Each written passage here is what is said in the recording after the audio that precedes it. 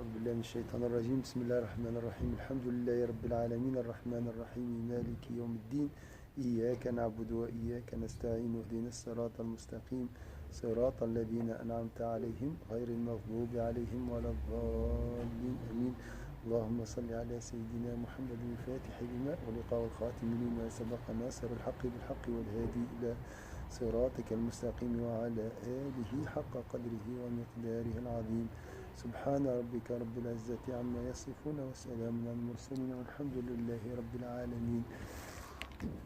On a une demi-heure d'exégèse, c'est ça? Dans le programme, c'est ça. Alors on va essayer de continuer un peu à comprendre la grandeur de sourate de Laylat al-Qadr, Inch'Allah, selon la sourate, selon l'exégèse de sourate al-Qadr. C'est la sourate numéro 97.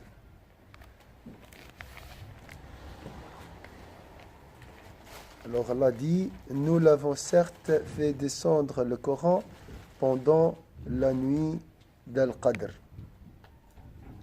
Et qui te dira ce qui est la nuit d'Al-Qadr? La nuit d'Al-Qadr est meilleure que 1000 mois.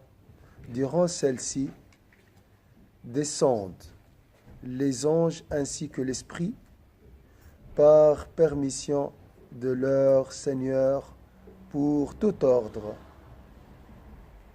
Et les paix et salut jusqu'à l'apparition de l'aube. Voilà, on va voir l'exégèse de cette sourate. والنصوص القرآنية التي تذكر هذا الحدث تكاد ترف وتنير.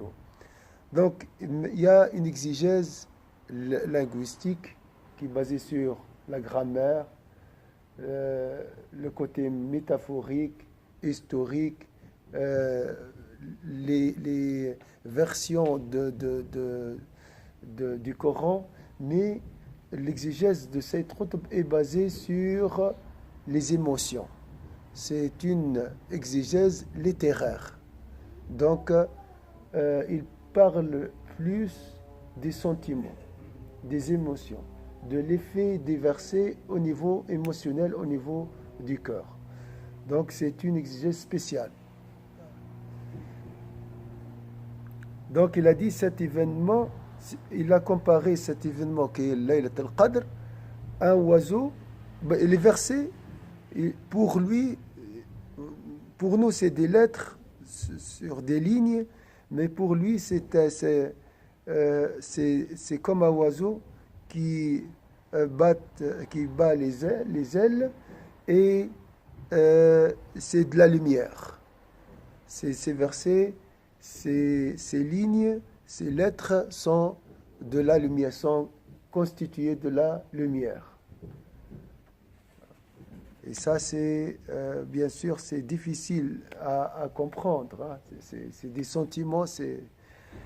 Donc, pourquoi l'imam voit cette beauté?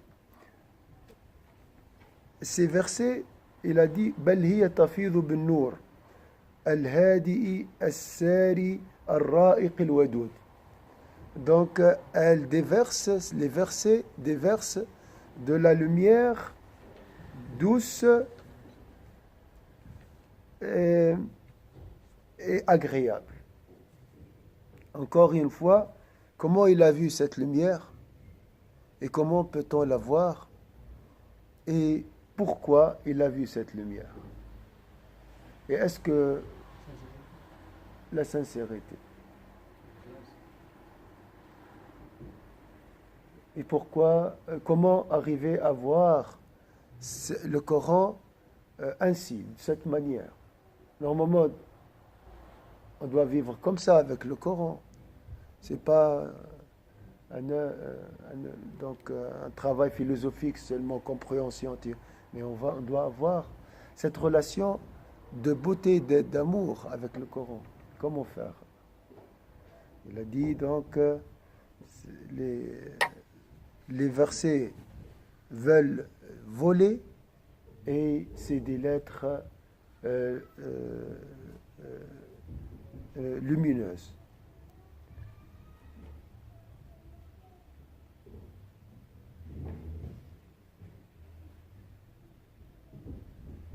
Vous avez des...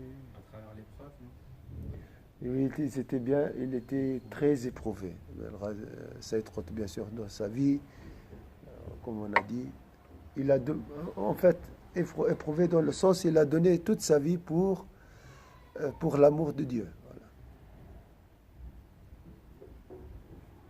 quel est le rapport avec voler là? Voilà, c'est un autre monde, c'est une autre dimension. Il voit autre chose que la compréhension. Juste la compréhension, c'est une chose. Mais pour lui, c'est des êtres vivants. Les lettres, c'était un monde. Il a parlé toujours. Bien sûr, c'est de la vision des rapprochés. C'est pas la réalité. Hein. Tout ce que vous voyez fixe, stable, matière, solide, c'est pas la vérité. C'est de la lumière, c'est une vie. Hein. Le monde est bien animé. Hein. C'est un festival, selon lui. C'est une autre vie. Il va nous parler, il va nous dire que la nuit de destin est un festival universel. On va voir ça plus tard. Alors cette lumière, il a continué à nous parler de cette lumière.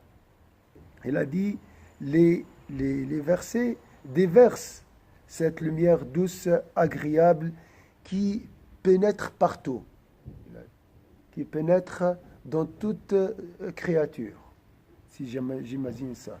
Quelle lumière? Nourullah al-mushriqi fi Qur'anihi. C'est la lumière d'Allah dans qui rayonne dans le Coran. Inna anzalnahu fi laylat al-qadr. Là, il va voir le côté lumineux de cette sourate, ou bien les éléments lumineux dans cette sourate, sourate al-Sharh. Alors, la première chose, c'est la lumière du Coran. La lumière du Coran. Encore une fois, quel rapport nous avons avec ce livre? Hein, c'est l'occasion, durant Laylat al-Qadr, de poser cette question. Quelle est ma relation avec le Coran? Donc, c'est une lumière. Deuxième lumière, c'est la lumière des anges. Troisième lumière, si je peux dire, ou bien c'est la même, c'est l'esprit, c'est l'ange Gabriel, la lumière de l'esprit. Donc il voit ça, et cette lumière, elle est en train de monter, descendre, parce que l'ange Gabriel descend, les anges descendront pendant cette nuit, comme il a parlé juste avant, cet événement grandiose qui relie la terre à l'Assemblée suprême, à l'Assemblée suprême. Al-Hadath al-Mutlaq, alladhi al-ittisal al-mutlaq bayna al-ardi wal-mala' al-a'la. Donc, comment vous voyez cette lumière, la lumière du Coran? Méditant sur cette lumière, pour essayer de comprendre un peu cette lumière. Vu quoi, on ne l'a pas vu, donc au moins nous essayons de comprendre un peu. Elle vit à travers les cœurs. Elle passe, elle touche les cœurs, d'accord, ça c'est clair. Et on ne peut la contempler qu'à travers le cœur. Comment tu peux expliquer? Il voit la beauté d'Allah partout. D'accord. Et le Coran, quelle est la particularité de sa lumière? Est-ce que la lumière du Coran, comme la lumière de l'existence? C'est une lumière de clairvoyance. Oui. Cette lumière va éclairer notre clairvoyance. On va voir les choses la réalité des choses à Ouais. travers cette lumière. Donc c'est notre clairvoyance qui nous permettra de voir la lumière du Coran, ou bien c'est grâce à la lumière du Coran je peux voir la lumière de l'univers. Grâce à la lumière du Coran, notre clairvoyance sera alimentée par la lumière du Coran pour pouvoir voir la réalité des choses et voir les choses. Donc c'est ça la lumière qui reflète. La clairvoyance, c'est une réflexion de cette lumière. Donc la lumière du Coran augmente notre lumière. Ouais. Donc Mourad on parle de Surat al-Sharh et Sayyid Qutb il parle des phrases lumineuses, il parle des éléments lumineux comme le Coran, l'esprit, les anges, et on a essayé de comprendre un peu cette lumière. Hein. C'est vrai, c'est un peu abstrait pour nous, c'est réel pour les rapprocher, hein. C'est la réalité. Ce qui est réel pour nous, c'est illusoire chez les rapprochés, comparé à la réalité contemplée par eux. Est-ce que c'est clair ici? Donc pour lui, c'est ça. Pour lui, le Coran, pour toi, c'est des tajwid ou des... Pour lui, c'est une lumière. Oui. المشكل ليس في الاستقبال. المشكل في الاستقبال ليس في القرآن. Oui. Non, le Coran, il est lumineux. Voilà. Mais le problème, c'est notre cœur qui n'arrive pas à percevoir et à recevoir cette lumière. Oui, ça c'est clair. التخلية وبعد التحلية. Donc, pour arriver, il faut faire le vide, vider le cœur de toutes les actions pernicieuses, comme la jalousie, comme l'orgueil, tout ça, avant donc purifier le récipient, oui. La compagnie d'Allah Azza wa Jalla est très importante. Je ne sais pas si tu peux encore développer après moi la compagnie Ma'iyatullah. C'est un point très important. Bilal. La lumière, la chef, c'est un peu. On imagine une personne qui est dans le noir. Là, c'est casque avec une lumière qu'on a de la nuit, là, Oui, pour marcher. oui. En fait, imaginez-vous dans le noir, vous disiez, mais c'était la lumière, le Coran, c'est la lumière. Vous n'avez pas, vous êtes ça, vous ne pouvez pas marcher. Ouais. Vous vous cassez la figure, vous ne voyez pas ce que vous avez. Ouais. Vous voyez un peu la lumière, moi je pense que la lumière, ça, après. Barakallahu fi. Trop de choses avec Bien sûr, ça c'est. Il faut vivre, mais nous essayons d'augmenter ce désir de voir cette lumière pendant la nuit du destin, parce que ça c'est l'objectif. Hein. C'est se rapprocher d'Allah, connaître la réalité. Hein. C'est pour ça que j'insiste sur ce point. Alors il a dit, Bilal, c'est une lumière qui nous guide. Hein, qui nous guide. Ouais. Dans les obscurités. Oui. C'est une lumière qui nous permet de voir plus et d'apprécier plus les choses, de comprendre plus les choses. C'est comme si on est sur une autoroute la nuit. C'est pas la même chose quand il y a la nuit. Quand on conduit la nuit, on voit vraiment que la route. Alors quand c'est la journée et il fait beau, waouh, on voit le paysage, par exemple, juste en faisant le trajet jusqu'à VV, par exemple, le lac, les montagnes. Je crois que c'est ça la lumière finalement. Ça nous permet de voir la beauté des choses. Ouais. Ouais. Voir le chemin dans les ténèbres, voir aussi la beauté des choses, parce que c'est vrai, hein, c'est joli, c'est forêt, mais voilà, ça reste un tableau extérieur, je sens rien. Hein, donc j'ai besoin de... Ce qui a relevé, c'est que ces choses, elles existent. Mais la nuit, on ne les voit pas, on a l'impression que ça n'existe pas du tout, en fait. Quand on passe dans un endroit, on dit non, c'est pas comme ça. Mais en fait, en réalité, ça existe. Ça existe. Ouais. Donc c'est le voile de la nuit qui nous empêche de voir cette beauté. Voilà. Ouais. Donc la même chose pour nous aujourd'hui, même le jour, si mon cœur est voilé, comme c'était le cas la nuit par les ténèbres de la nuit, il peut être aussi voilé par d'autres choses qui nous empêchent de voir la lumière des choses. Et ça, c'est un grand aveuglement. Ça, c'est le vrai aveuglement. Hein. Ça, c'est l'aveuglement du cœur, on dit. Hein, ne pas voir la beauté parce que j'ai pas la vue, ça c'est entre guillemets normal. Mais avoir un cœur ou bien avoir des yeux et j'arrive pas à voir ce livre, j'ai la vue mais j'arrive pas à voir le livre, ça c'est un grand malheur. n'est-ce pas?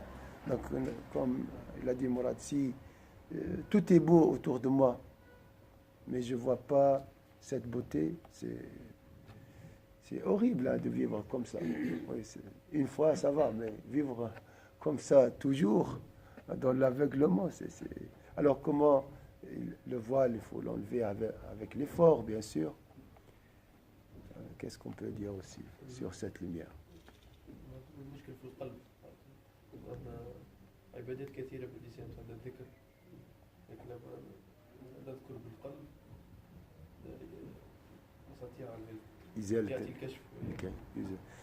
Donc aussi l'adoration avec le cœur peut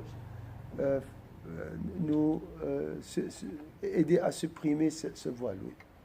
يمكن يذكر الله حتى سمع الحصاة يسبح درجة يسمع الحصاة يسبح. Oui, donc si tu médites profondément, si tu invoques constamment, tu peux écouter les glorifications et les invocations des pierres, comme c'était le cas du prophète sallallahu alayhi wa sallam. Oui, c'est vrai, c'est un miracle pour le prophète. Il peut aussi être un don extraordinaire pour les saints, c'est possible aussi. Mais on ne peut pas appeler ça comme miracle. Alors, comment vous voyez cette lumière, encore une fois, la lumière du Coran? Parce que voilà, ça c'est un souffle divin. C'est un souffle divin. Pour être dans le renoncement et la persévérance comme Moussa alayhi salam. Oui, donc les conditions pour recevoir et voir ce dévoilement, c'est un dévoilement, cette lumière, hein, il faut l'aspiration, s'exposer au souffle divin. Souffle divin, donc c'est une saison spirituelle, voilà. C'est un moment spirituel où le cœur est ouvert vers le ciel, ou bien l'accès est ouvert vers le ciel. Pendant la nuit de destin, le moment est propice, le terrain est fertile, tout est prédisposé pour mériter voir cette lumière. Donc l'aspiration, il faut aussi l'aspiration. La connaissance, ça, c'est une condition aussi. Et on a dit l'intelligence innée aussi. Et la cinquième, c'est la pureté du cœur. La pureté du cœur, pas de rancune, pas de jalousie, pas de ténèbres. Voilà. Oui. Je pense que c'est écrit justement au début du Coran.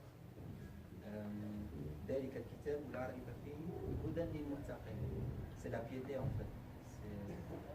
C'est une guidance pour les pieux. Pour les pieux. Il faut avoir la piété, hein,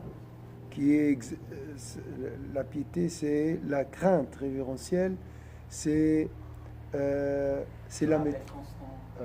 surtout la maîtrise des désirs. C'est la purification du cœur, des désirs et de l'attachement à la vie d'ici-bas. C'est surtout ça, la piété. Bien sûr, elle engendre beaucoup de choses. Qu'est-ce qu'on peut ajouter quand nous méditons la lumière du Coran pendant la nuit de destin? Alors, on a l'habitude, aussi il faut changer cette habitude que le Coran, c'est des pages à réciter. Ça, bien sûr, il faut réciter le Coran. Ou bien c'est un apprentissage pour nos enfants, des lettres, la prononciation, le tajwid, tout ça, c'est des moyens qui nous aideront à chercher cette lumière. Alors, comment vous voyez la lumière du Coran? Voilà, c'est la question, ma sœur Mélie, aujourd'hui. Vous avez donné une belle image. C'est un trésor caché par la poussière du diable. Oui. C'est-à-dire que c'est avec notre intellect, cette poussière qui cache ce trésor. Il s'agira de laisser de côté l'intellect et parler avec le cœur. C'est le cœur. Certes, tu nettoies d'abord ton cœur pour recevoir ce souffle. Voilà. Vous l'avez mentionné aussi hier dans l'incendie. Oui, cette poussière, oui. Il y a la poussière des suggestions démoniaques. Est-ce que ce Coran, vraiment, il est authentique? Est-ce qu'il a été révélé à Sayyidina Muhammad? Ou bien c'est juste des mythes? Ou bien c'est une invention de notre prophète? Ça, c'est des doutes. Ça peut être démoniaque aussi. Nefs, elle pose des questions. Des fois, Et il y a deux aspects, bien sûr, dans ces doutes. Ces doutes peuvent nous pousser à chercher plus, comme ils peuvent nous freiner et nous empêcher d'avancer. Hein. Donc, les doutes sont double tranchants. Le diable, bien sûr, il essaye de nous distraire. La poussière, la dunya, tout ça, il essaie de nous détourner de cette lumière. Il faut connaître aussi les voiles qui nous empêchent de voir cette lumière. Barakallah fik. Le concours providentiel d'Allah Azza wa Jalla et la subsistance d'Allah Azza wa Jalla. الناس يؤمنون بمعجزات القرآن لكن لا يؤمنون بالإسلام يعني Oui, ليسوا مسلمين. oui. Tu peux voir la beauté du Coran, mais en même temps, tu restes toujours privé de la croyance. Qu'est-ce qu'on peut dire aussi sur cette lumière? Il nous reste 10 minutes.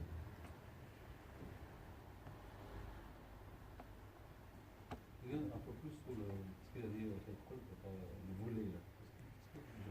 Il a dit, c'est comme des oiseaux lumineux qui volent, qui voilà, c'est l'image qu'il a. Il n'y a pas d'autre.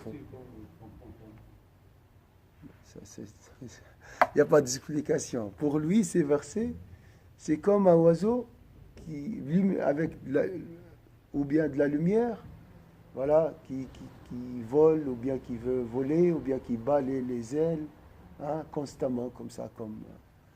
Il y a un symbole derrière, je pense. Il y a beaucoup de vie, beaucoup de joie, voilà, la joie aussi. C'est une exégèse littéraire. Hein. Donc, comme si tu es en train de faire l'analyse d'un texte littéraire. Donc, à nous de savoir comment voir cette vie, cette vitalité, ce mouvement. Oui. Après, moi, je pense que la lumière, elle vient à chacun différemment parce que c'est une interprétation personnelle qu'on fait parce que peut-être que ça va nous rappeler telle ou telle histoire qu'on a vécue de nos expériences. Oui. Et moi, j'ai pas la même expérience que ma sœur à côté, et ma Oui. sœur, elle n'a pas la même expérience que moi. Du coup, on n'aura pas la même lumière. Oui, oui. L'intensité de la lumière dépend de ces 5 éléments qu'on a mentionnés. Oui, ça c'est. Il peut-être dépend d'autres choses, mais je pense quand notre frère Yves, il a dit je vois la beauté partout. Moi j'imagine, hein, j'imagine. On a posé la question, on n'a pas répondu. C'est quoi cette beauté? À mon avis, tout est lumineux autour de nous. Tout est lumineux. Parce que Allah est la lumière des cieux et de la terre. Tout est beau, donc le sens, tout est lumineux. J'imagine, il n'y a pas d'autre chose. Il n'y a pas une beauté en dehors de la lumière. Hein. Ça, c'est ténèbres, lumière. Donc c'est lumineux. Ben après, comment? Et voilà. Là, c'est une beauté qui bat les ailes, hein, qui bouge, et qui est vive, hein, qui est vivante. Voilà, c'est ce qu'il a dit l'imam ici.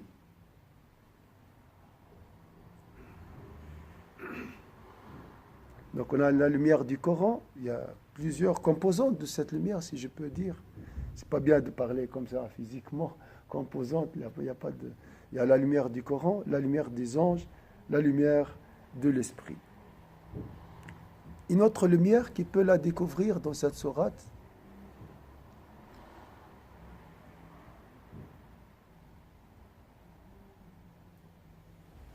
une autre lumière dans cette sourate, c'est marqué dans les versets.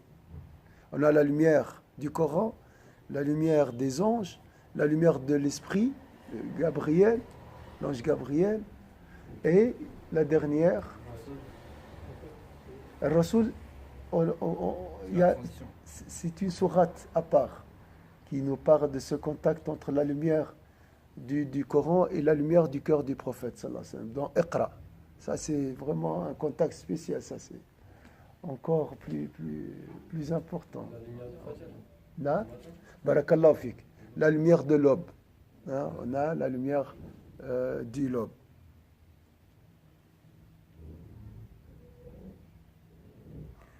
Donc la lumière de l'aube, du lobe, la lumière de la révélation, la lumière des anges.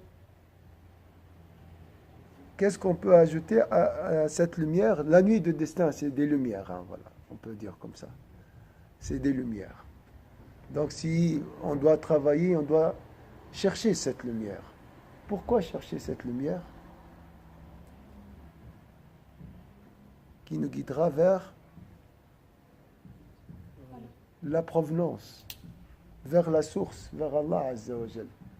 Donc des signes partout pour aller à la source qui nous attire vers la provenance, leur provenance. Si c'est ça la lumière, alors imagine la source de la lumière. Bien sûr, l'effet de cette lumière, c'est quoi? La guidance, l'apaisement, la beauté, la réjouissance, hein? Le bonheur, voilà, tout court. Voilà. Quand on parle de la lumière, on parle du bonheur réel, le vrai bonheur. Qu'est-ce qu'on peut dire aussi? À part, il y a un autre mot très très très beau aussi qu'on a besoin dans cette sourate. Qui peut le découvrir? On a la lumière, une autre chose. Vous voyez, on est en train de détailler les éléments qui donnent la grandeur de cette sourate. L'imam, il a dit, il y a plusieurs éléments qui amplifient la station, le maqam, la grandeur de cette nuit. On a dit, c'est la majesté d'Allah qui a révélé le Coran, la nuit de destin. Elle était mentionnée 3 fois. Elle est meilleure que 1000 mois. 1000 mois. La descente des anges, la descente de l'ange Gabriel, la permission d'Allah et l'ordre d'Allah, l'aube et la paix. Voilà quelques éléments très importants. On a juste médité un peu la lumière et vous voyez, elle est grandiose et c'est mystérieuse. Elle est mystérieuse. Donc, on passe toute notre vie à chercher et à travailler pour mériter cette lumière, comme il a trouvé Sayyidina Moussa dans son histoire avec sa famille, lorsqu'il a laissé sa famille pour voir le feu. Hein, ça, c'est la lumière aussi. Hein, ça, c'est grandiose. Si on regarde la lumière dans le Coran, on peut rester toute notre vie à méditer cette lumière. Un autre mot qui prouve la grandeur de cette nuit, qu'est-ce qu'on peut... Alaykoum salam. Qu'est-ce qu'on peut dire? Oui, avant l'aube, il y a...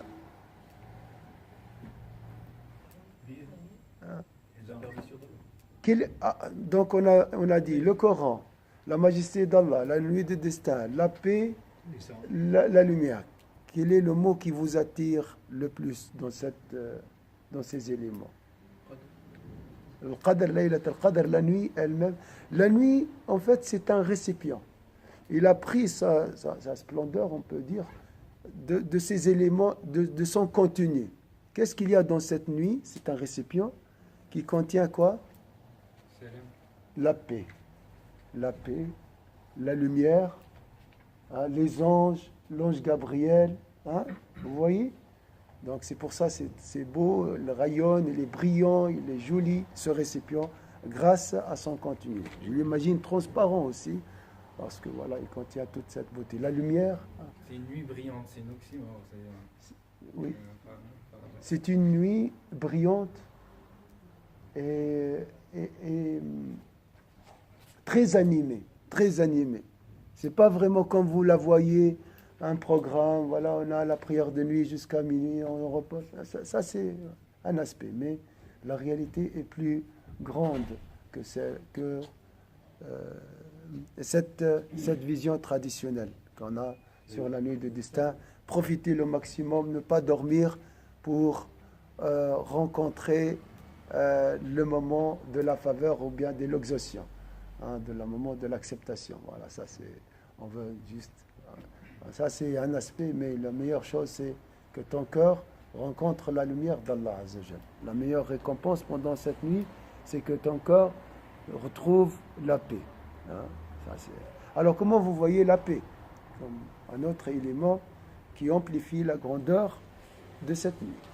Comment vous voyez cette paix? Qui n'a pas besoin de la paix tout d'abord? L'apaisement. Personne. L'apaisement. C'est l'apaisement. Et on cherche quelle paix tout d'abord? On va sortir insatisfaction, quelque chose dans le cœur qui nous fait apaiser le cœur. Oui.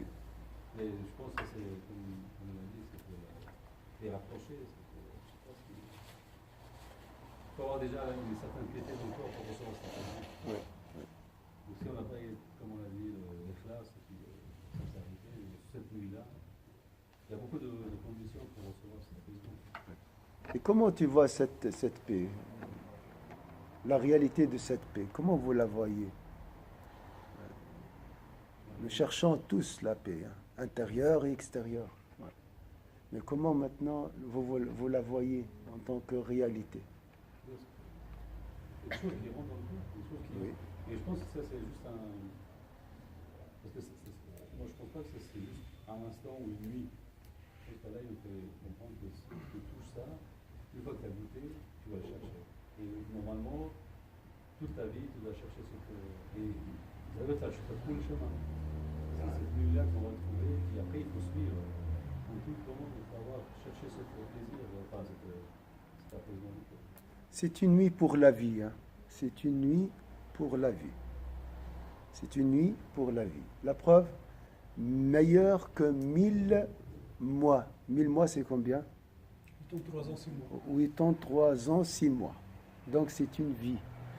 Là, les gens cherchent le changement à travers la nuit des destins. Oui, mais de doua, oui, c'est possible. Hein, mais surtout, lorsque tu rencontres cette paix, lorsque tu trouves cette lumière.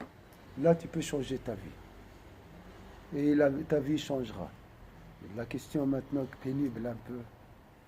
Si je ne trouve pas cette paix, je continue à vivre comme ça, comment sera ma vie? Combien de moments de bonheur tu vis, tu trouves par journée?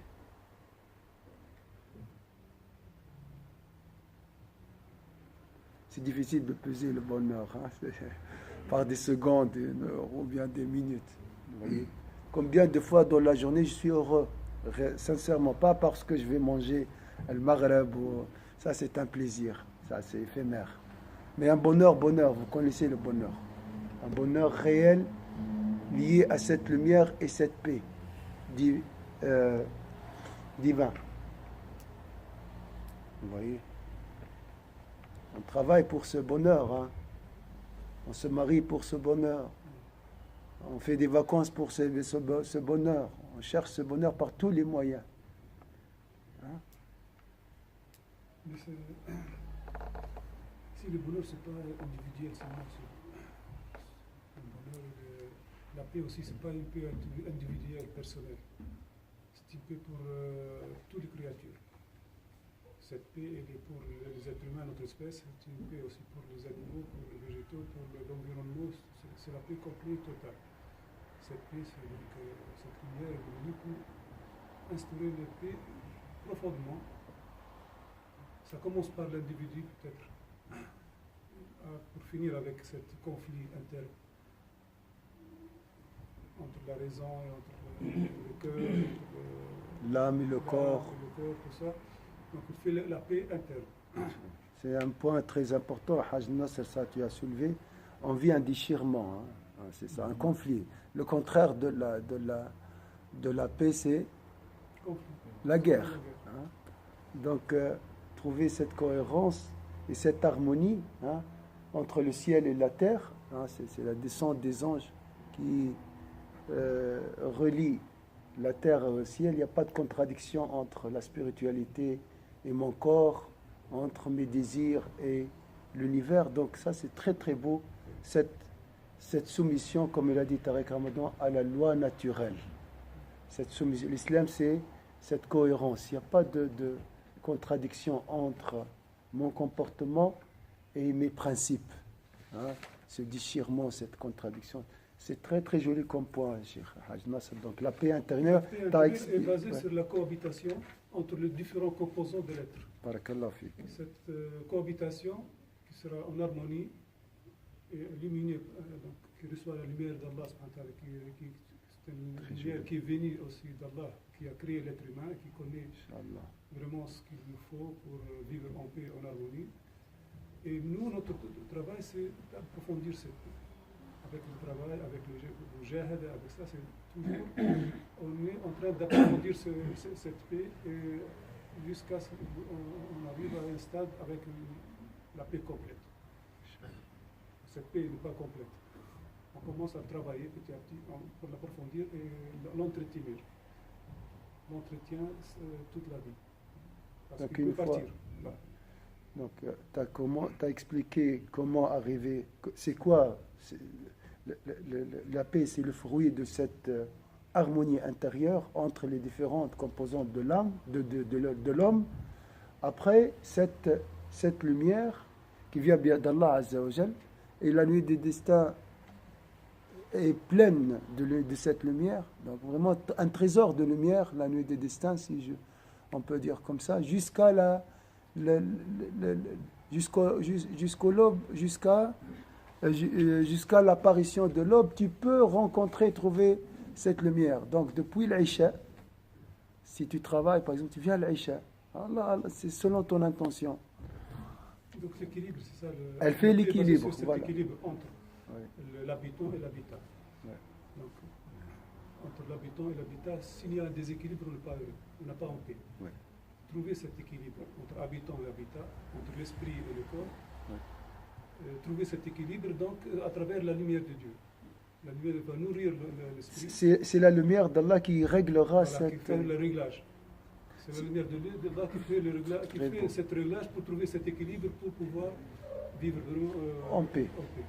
Et trouver l'apaisement. Et c'est pour ça qu'on cherche toujours ce droit chemin. Droit chemin, c'est le chemin de l'équilibre.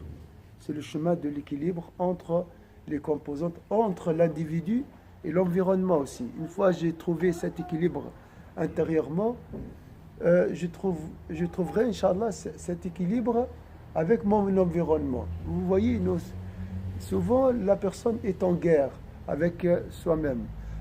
Je ne parle pas du combat spirituel, ça c'est faux, c'est une résistance, c'est pas une guerre. Il faut résister contre mais aussi avec l'univers, hein, avec la nature, tout ça. Pas de paix durable et continue dans le monde si ça ne commence pas par l'individu. Il trouve son équilibre, il trouve son paix intérieure pour rayonner ça dans son entourage. Si lui, il est en guerre interne, il n'a pas trouvé cette harmonie, cet équilibre, donc il va toujours être en conflit avec l'environnement. Et on dit Il surtout... va vivre toujours en conflit. Mais pour inverser le conflit, il faut qu'il trouve cet équilibre pour pouvoir le rayonner et voilà. Et ça, on peut vraiment, on peut être un artisan de paix lorsque quelqu'un qui trouve cette paix et le partage avec l'autre, il construit la paix dans la société, dans la famille. Donc toujours ce cercle, hein, lumière, paix, lumière, et voilà toujours. J'ai trouvé la lumière me donne la paix, hein, et la paix m'exposera à la lumière d'Allah Azza wa Jalla, donc je vais recevoir plus, donc j'aurai plus d'apaisement, et voilà. Ya ayyatuha an-nafs al-mutma'inna irji'i ila rabbika radiyatan mardiyya, ô nafs, et après je deviens conquis, hein, conquis par mon cœur, devient occupé par cette lumière, comme la nuit des destins. On a dit un récipient rempli par la lumière. Après, c'est l'objectif, bien sûr, c'est pas la nuit, c'est ton cœur, surtout après le mois de Ramadan. Imaginez un cœur plein de lumière. Hein? Les sœurs, vous pouvez participer. Mouad et Mourad. Pour la paix, en fait, c'est plus facile que ça. يقول أحد التابعين من جعل كل الهموم هما واحدا كفاه الله الهموم. الهم الواحد هو إرضاء الله يعني. On cherche l'équilibre ليش جميعا في قلب واحد يعني الدنيا Donc un point très important, Mu'ad, il a dit comment trouver cette paix, c'est orienter le cœur vers Allah Azza wa Jal. Comme le mois de Ramadan, le mois est orienté, durant le mois de Ramadan, notre cœur est orienté vers Allah. On n'a pas d'autres soucis, si vous avez remarqué. Hein, vraiment, le centre de notre vie, c'est Allah. Les frères qui ont fait le Hajj et l'Umrah, le centre, c'est la Mecque. Hein, notre vie est aiguillée par l'amour de la Mecque et d'Allah Azza wa Jal. La même chose après le mois de Ramadan. Il faut continuer à chercher faire que Allah Azza wa Jal soit le centre de ton intérêt. C'est ça ce qu'on appelait aussi, c'est une condition, c'est l'aspiration. Je veux quoi? Mon objectif sur cette terre, c'est quoi? Ça, c'est très très important. L'objectif, il doit être attirant. Et voilà. Tu veux ajouter quelque chose? بالنسبة للمؤمن يبقى يعني انه المؤمن اللي يسلم امره ربي هو كالطفل الكبير يعني هذا يعني يدخل toujours la paix. Parmi les conditions, ou bien pour mériter cette lumière, il faut avoir cette remise confiante en Allah, comme un bébé avec sa mère. Il faut trouver cet refuge auprès d'Allah Azza wa Jal. Voilà. Par rapport à la paix qui peut venir de cette lumière, justement. Oui, c'est lui. C'est en fait, c'est tout simplement la lumière, c'est quoi? C'est le savoir, c'est revenir à l'essentiel. On est apaisé intérieurement en fait. Par exemple, on a une maladie, on revient à l'essentiel. On sait que c'est juste, voilà, c'est une épreuve. Par exemple, on perd quelqu'un de cher, c'est vraiment la paix intérieure. Au moment où on arrive à connaître la vraie valeur des choses, que ce soit la richesse, la pauvreté, la maladie, mais tout, c'est comme si ça nous apaise en fait. Et c'est dans ce sens que la lumière donne la paix, justement. Donc, Mourad a expliqué ce qu'il a dit Mu'ad. Pour aller vers le centre de notre intérêt, vers Allah Azza wa Jal, vers l'essentiel, il faut se détacher des détails. Hein, des détails. Hein. Il faut se libérer des détails. Ça, c'est très, très important. Parce qu'on comprend que c'est juste, voilà, c'est pas en fait ça, c'est autre chose. Voilà. C'est une épreuve, c'est pas vraiment... C'est ça, en fait. Donc, pendant le mois de Ramadan, nous pourrons... l'accès est libre vers l'essentiel. Et plus libre vers l'essentiel. Après, malheureusement, on tombe encore une fois dans les détails. Nous oublions l'essentiel. Mais maintenant, vous êtes dans l'essentiel. Et pendant cette nuit et pendant ces derniers jours, vraiment comme si la porte s'ouvre plus et l'appel à la lumière, à l'apaisement, au bonheur s'intensifie. Venez, venez, venez. Donc, vraiment, la marchandise est disponible. Prenez ce que vous voulez. Amassez. Hein. Donc ça, c'est la nuit des destins. C'est un cadeau pour les priants, pour les jeûneurs. Hein, voilà, c'est comme si on va distribuer les cadeaux. C'est quoi des cadeaux? C'est des bonus qui nous encouragent à chercher plus l'essentiel, à vers l'essentiel. C'est la paix, c'est la lumière d'Allah Azza wa Jal. Comme il dit Bilal, tu goûtes et tu amasses. Man arafa, gharafa. Donc le mois de Ramadan, puis ça finit par les 10 dernières nuits, et puis l'Eid al-Qadr, à la fin de Ramadan. Donc tout Ramadan, on se prépare pour une concentration. Oui. Parce qu'on est distrait par beaucoup de choses dans la vie normale, dans cette période qui est on appelle ça le temps béni. Oui. Le temps de Ramadan, c'est un temps béni. C'est un temps béni pour se concentrer sur l'essentiel, pour faire un exil, hijra, à l'essentiel, à Allah subhanahu wa ta'ala, pour ne pas être distrait avec tous les détails de la vie et tout ça, et vraiment aller directement vers l'essentiel qui est Allah subhanahu wa ta'ala, et se concentrer sur ça pendant une nuit, bon, c'est pas une nuit, mais pendant tout le mois, mais surtout, le top de cette concentration, c'est cette nuit-là. Donc, le top de cette concentration, c'est pendant ces nuits-là, les 10 derniers jours. Comme tu as expliqué, Hajj Nasr, moi je vois comme le mois de Ramadan comme un voyage nocturne. Et le prophète quitte la Mecque vers la Palestine, première étape. C'est les 10 premiers jours peut-être. Après, l'ascension vers les cieux, les sept avant d'arriver. Ça, c'est les 10 derniers, la deuxième décade du mois. Et la cerise, c'est le Sidrat al-Muntaha, c'est la rencontre avec Allah Azza wa Jalla, c'est Laylat al-Qadr. C'est le summum de la réjouissance du mois de Ramadan. Parmi les doigts aussi, c'est ça. Allah majma' shamli alayk. Je demande à Allah subhanahu wa ta'ala, majma' shamli. C'est-à-dire que tous mes composants s'orientent vers Allah toi. Et se concentrent sur Allah subhanahu wa ta'ala. Et ça, vraiment, le top. Ça, c'est la réalité de l'ihram. Voilà. L'ihram, c'est ça. L'ihram, c'est chaque atome porte les habits de l'ihram. Chaque atome de mon corps devient un pèlerin. Salam alaikum. Salam alaikum Bilal. Masha'Allah. Nos amis de Fribourg. Venez ici. Il faut une chaise juste.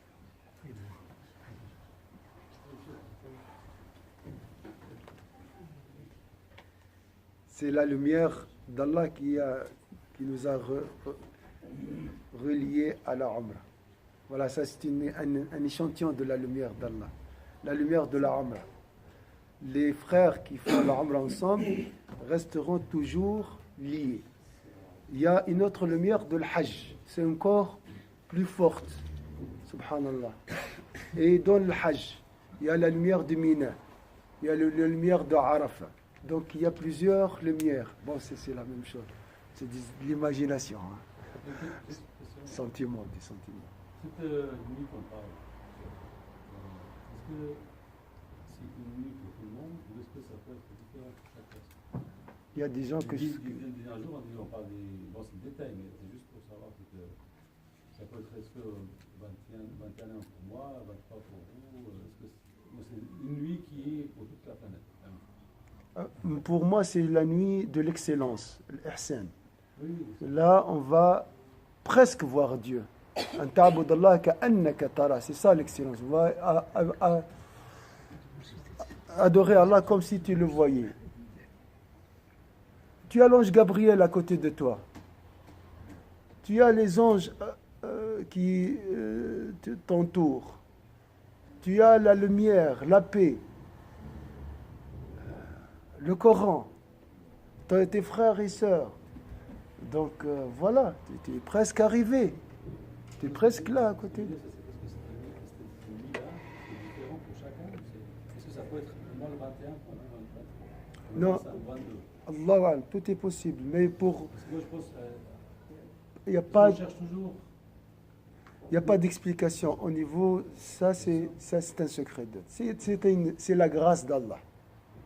Donc la grâce d'Allah, c'est un secret. Les ulama, ils disent c'est une seule nuit. Les ulama disent comme ça. Mais pour qui? C'est à faire, ce que j'ai entendu. Mais comment... c'est pas... Le prophète, il a dit, cherchez là dans les nuits impaires. D'accord. Et comment on peut savoir si on a bien commencé le jour de Ramadan, puisqu'il y a... C'est pas le début. Regarde comme dans la Umrah. Hein? Regarde ton cœur le jour de l'Aïd. Est-ce qu'il est orienté vers Allah? Si ton cœur est orienté vers Allah, tu as rencontré la nuit du destin. Peut-être l'effet de cette lumière. C'est la guidance. Hein? C'est ça. Plus important, tu as commencé le 15 ou le 16, ça c'est un détail. Hein, ça. On cherche l'essentiel.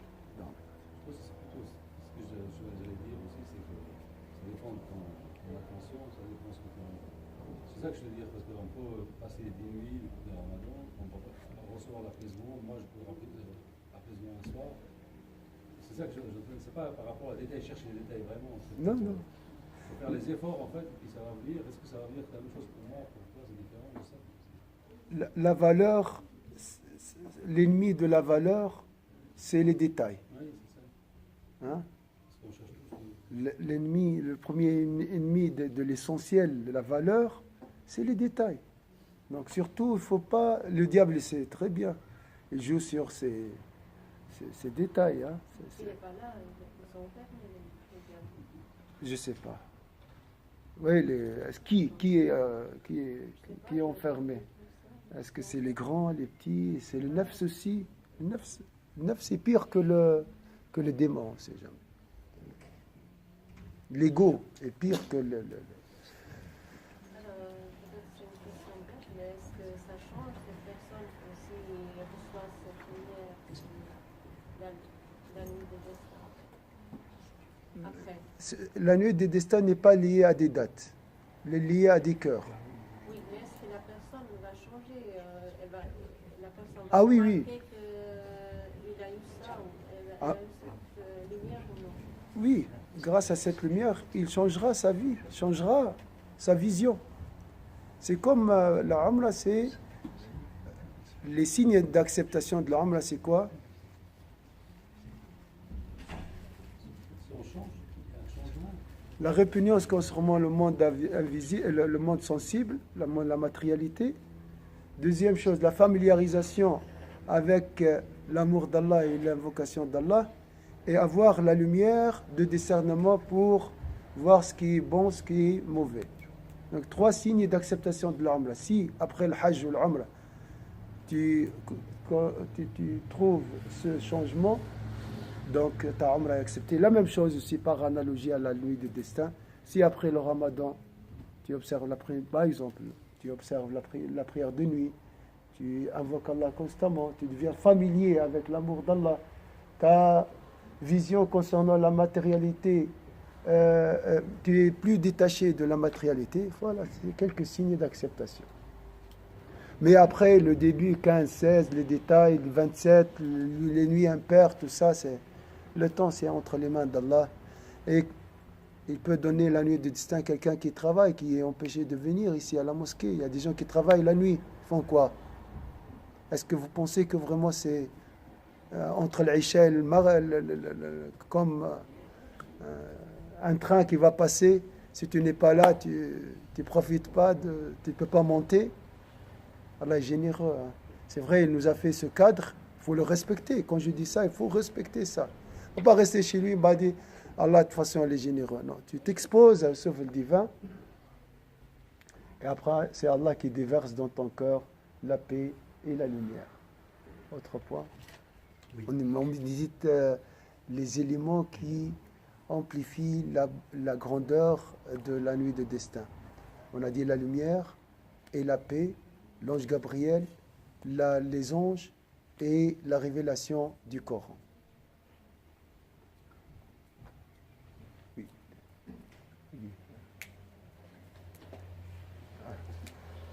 Mourad, oui. Juste pour تصفت الشياطين في رمضان. Oui. لكن تصفت في اللغة العربية يعني بنوت. Oui. لكن تشتغل هناك النفس وهناك شياطين الإنس كذلك. Ah, c'est une belle image. Donc il a dit les diables sont enchaînés. Mais tu peux bouger quand même, même si tu es. Donc ils font moins de mal, les démons, pendant le mois de Ramadan. Hein, donc leur mal est diminué. Ça c'est cette...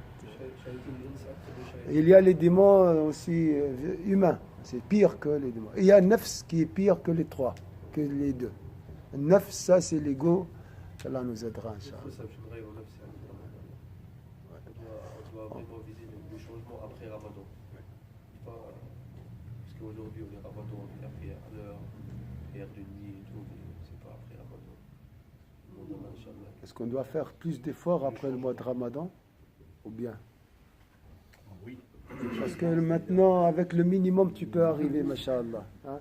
Après le mois de Ramadan, les diables sont là. Il n'y a pas de la lumière, il n'y a pas de la lumière de la nuit de destin, pas de paix, pas d'ange Gabriel qui descendra. Donc il faut là retrousser les manches et travailler. Hein? Mais quand je dis ça, il faut profiter sincèrement Quand je parle comme ça, je parle du bonheur. Hein. Donc c'est aussi choquant parce que soit le bonheur, soit le malheur. Il n'y a pas d'autre choix. Oui, voilà. Par rapport à profiter des 10 derniers jours, ça rejoint.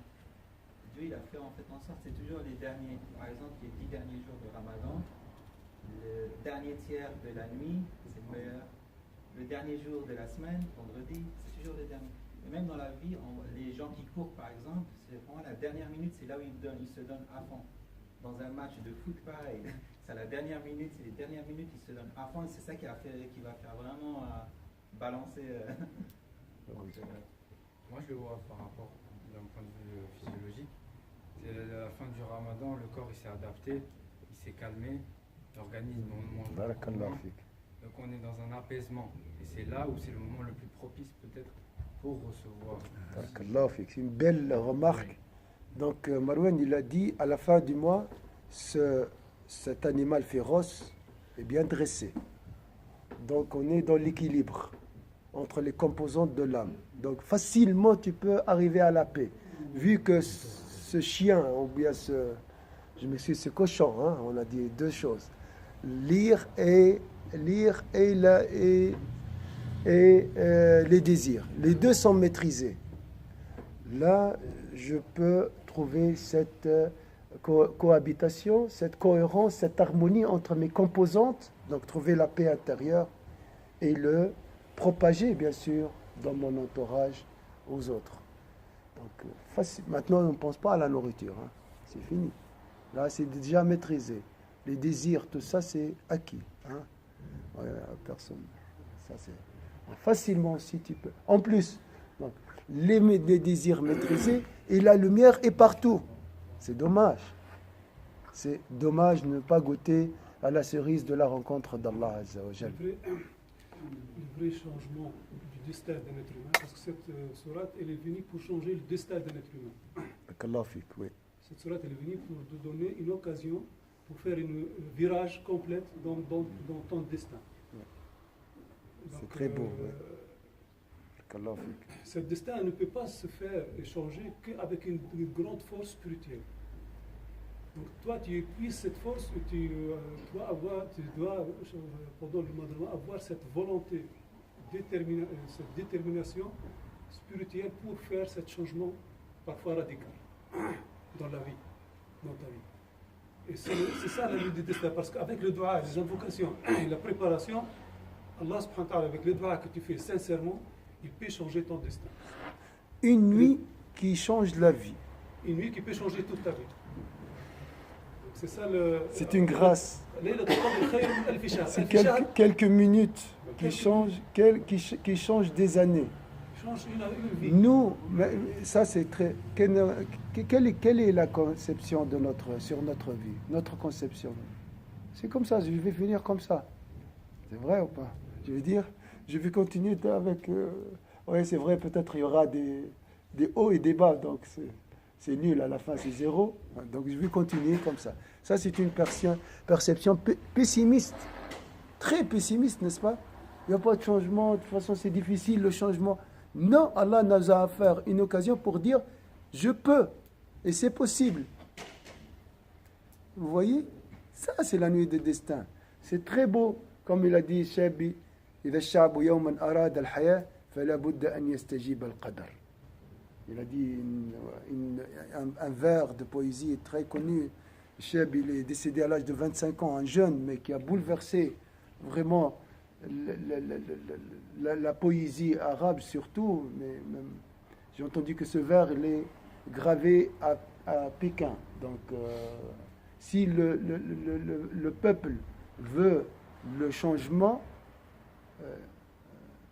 si le peuple cherche la vie, veut vivre dignement, bien sûr, pas la vie, le destin changera. Donc ta volonté peut changer le destin, subhanallah. Et c'est vrai, dans le dua, c'est marqué. Le dua peut changer, mais quel dua? Avec quelle détermination? Avec quelle conception? Je veux le changement ou bien juste un dua? Peut-être il coïncide avec le mouvement de l'acceptation, là, après je reviens vers ma vie normale. Il y a des lois hein, pour les doigts aussi. Il y a des règles. C'est pas, tout est bien orchestré, ordonné. Il n'y a rien, il n'y a pas il y a pas de hasard. Il n'y a pas de doigt comme ça par hasard, on ne s'est jamais à prier. J'ai entendu que le doigt est accepté, je vais lancer quand même postuler là-bas un doigt. Maître, peut-être il sera emporté par la vague. Non, non, il y a du travail avant le doigt, après le doigt, ainsi de suite. Et tu peux perdre tout aussi. Tu peux revenir à zéro après la nuit de destin. Ce n'est pas un changement éternel. De toute façon, la nuit de destin efface les péchés d'une année antérieure. Donc, elle te prépare à partir sans dette. Il n'y a pas de poids. Et après toute cette beauté contemplée, la personne verra la grandeur d'Allah Azza wa Jal et demandera le pardon. Innaka afoun tuhibbul afw. Tu es pardonneur et tu acceptes, et tu aimes la mansuétude, pardonne-moi. C'est tout ça. Quand tu vois la grandeur d'Allah, tu ne vas rien demander. Tu ne vas pas même demander là le changement. Tu vas demander juste qu'Allah te pardonne tes manquements et entre guillemets, ton non-respect à sa grandeur pendant toute ta vie. Et après, c'est lui qui après te donnera la guidance. Une fois tu as compris ta réalité ou bien l'insignifiance de ta personne, ta propre personne.